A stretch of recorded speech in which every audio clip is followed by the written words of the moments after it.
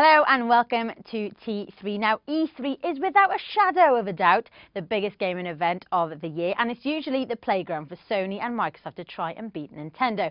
But this year it's Nintendo's turn to try and stay ahead of the game, and it's announced a new console, the Nintendo Wii 2, or the Wii U as they're calling it. The most exciting part is the controller. It can play along with your already existing Wii controllers. It can act as a putting green when you're playing a game of golf. You can launch weapons from it if you're playing a shooting game.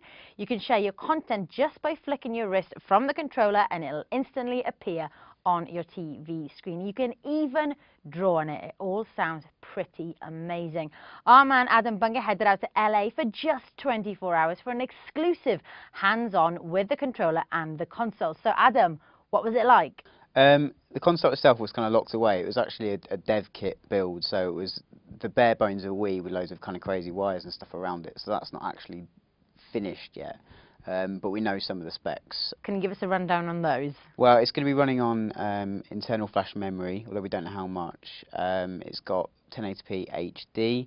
It will run on Nintendo's proprietary disc format again, and it's going to be completely backwards compatible with not only Wii games but Wii hardware as well, so you can use the nunchucks and Wiimotes when you play. So onto the controller, and it's like nothing we've ever seen before. No, it's pretty special. It's big. That's your first impression. It's sitting around a 6.2-inch touchscreen, which is really bright and vivid. And then around that, you've got a full complement of gaming controls. So you've got 2 thumbsticks, 4 action buttons, and 4 triggers on the back.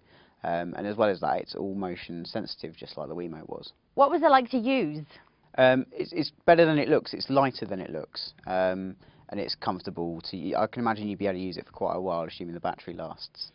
So Nintendo's moving away from the family-friendly style of games. I think they're trying to be all things to all people. They said to me it's aimed to be something for everyone, and I think what they're trying to do is keep the family-friendly pick-up-and-play style of the Wii, but given that it's now got all the controls necessary for, like, sports titles and first-person shooters and stuff, they're definitely trying to kind of bring back some of the core gamers they might have lost. So you got to play with some of the games. None of them are going to be available at launch, unfortunately, but how were the graphics?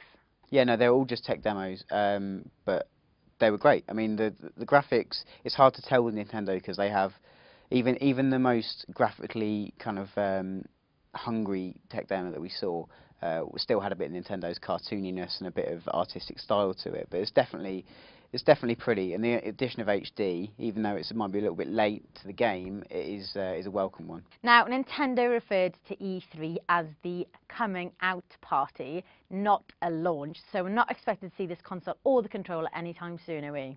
No, they said to me the next fiscal year, but they did say they narrowed that down, so it's going to be after April 31st, 2012, but before the end of 2012. Get that date in your diary. Adam's written a full hands-on review of the Wii 2, or the Wii U as they're calling it. And for all the latest news, reviews and features on the Wii 2, keep it locked to T3.com.